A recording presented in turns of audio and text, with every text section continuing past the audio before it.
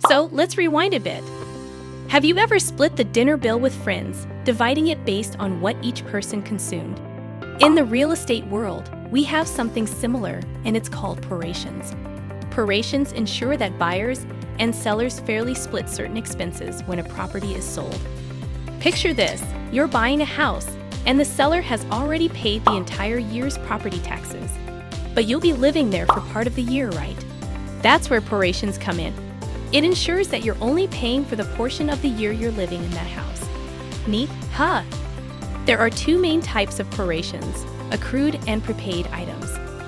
Accrued items are those the seller owes but has yet to pay. Let's say a house is sold in the middle of the month, but the seller hasn't paid that month's mortgage interest.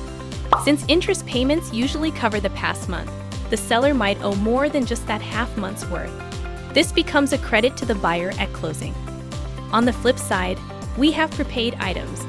Imagine a tank full of heating oil that the seller paid for but won't use entirely. The buyer should reimburse the seller for the oil they'll use but not for the entire tank. So the buyer pays just for what's left. Now, how do we calculate these prorations? Well, it can vary, but in New York, where we're based, we often use the 360/30-day rule. That means we assume each month has 30 days, making a year 360 days.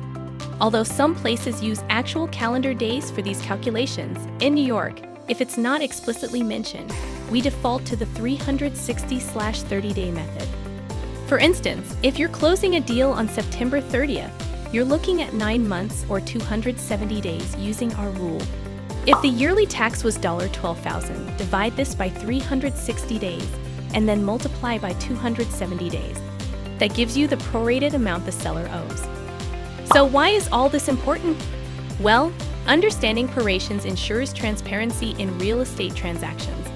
Both buyers and sellers can feel confident that they're only paying their fair share, avoiding any nasty surprises.